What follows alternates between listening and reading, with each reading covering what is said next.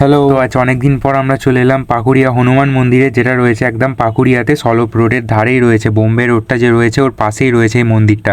তো ভাবলাম এসেছি যখন তোমাদের সামনে এই মন্দিরটার ব্লগটা নিয়ে চলে আসি। এখন কিন্তু মন্দিরের ইন্টেরিয়ার পুরোটাই চেঞ্জ করে দিয়েছে।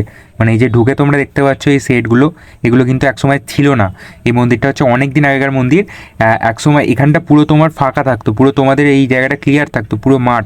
আর যাবার রাস্তাটাও আলাদা ছিল ঘুরিয়ে ঘুরিয়ে, এখন একদম সোজা করে দিয়েছে, প্লাস উপরে সেট করে দিয়েছে। তো আমরা এখন এসেছি এই মন্দিরে 10টা-11টার সময়, তাই জন্য কিন্তু ফাঁকা রয়েছে। বিকালের দিকটা এই মন্দিরটায় ভিড় হয়। যেহেতু আমি তোমাদের সামনে ব্লগ করে পুরো ব্যাপারটা তুলে ধরবো, তাই জন্য আমি এই সময়টাকে চুজ করলাম। বিকালের দিকে আসলে কিন্তু অত লোকের মাঝখানে ভিডিও করতে বিশাল অসুবিধা হয়, তাই জন্য আমি ফাঁকা ফাঁকায় এসেছি।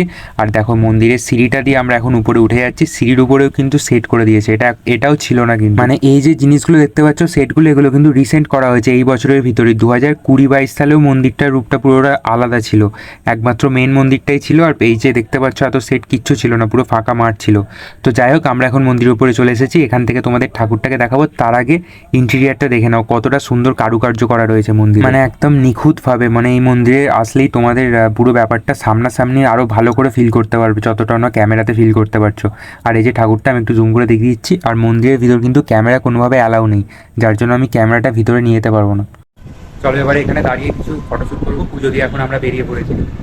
অসাধারণ লাগছে, অসাধারণ। তো এইসবে আমরা পুজো দিয়ে এখন বাইরে বেরিয়ে পড়েছি। যেহেতু ভিতরে ক্যামেরা অ্যালাউ নেই, তাই তোমাদের দেখাতে পারিনি। আর এই মন্দিরের ঠিক নিচেও আর একটা মন্দির রয়েছে, ওই যে আমরা এখন এতক্ষণ উপরে ছিলাম, এই যে নিচেও একটা মন্দির রয়েছে। এই মন্দিরটা এবার তোমাদের আমি গিয়ে দেখাবো। আর এই মন্দিরে কারা কারা এসেছো এখনো অবধি অবশ্যই আমাকে জানিও। আর টাইমটা একটু তোমাদের দেখিয়ে দিই, এখন 10:30টার মতো বাজে। তো দেখতে দেখতে কিন্তু আমরা এখন চলে এসেছি নিচের মন্দিরে। আর নিচের মন্দিরে দেখো, প্রথমে ঢুকে এই ছবিটা তোমাদের চোখে পড়বে, পুরো রাম পরিবারের। আর তারপরেই দেখো নিচের মন্দিরের ঠাকুরটা আমি বাইরে থেকেই দেখাচ্ছি। মন্দিরের ভিতরে আমরা ফোন নিয়ে কেউই ঢুকতে পারবো না, না উপরে না নিচে। তো খুবই সুন্দর নিচের মন্দিরের ডেকোরেশনটাও কিন্তু অসাধারণ।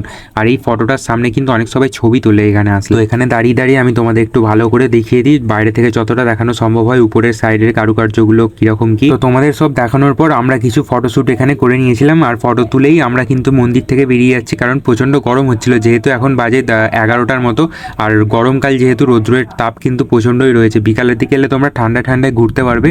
আর যারা যারা এই মন্দিরে এখনো পর্যন্ত আসুনি, আমি রেকমেন্ড করবো অবশ্যই কিন্তু একবার ঘুরে যেও। অনেকটাই সুন্দর মন্দিরটা। আর এখন তো পুরো টোটালি চেঞ্জ করে দিয়েছে, আরোই তোমাদের সুবিধা হবে, বৃষ্টি এলেও কোনো সমস্যা হবে না, সেট করে দিয়েছে। তো সব কিছু হয়ে যাওয়ার পর আমরা মন্দির থেকে এখন বেরিয়ে পড়েছি। চলো আজকের ভিডিওটা এই অবধি, আবার দেখা হবে নতুন কোনো ব্লগে। টাটা।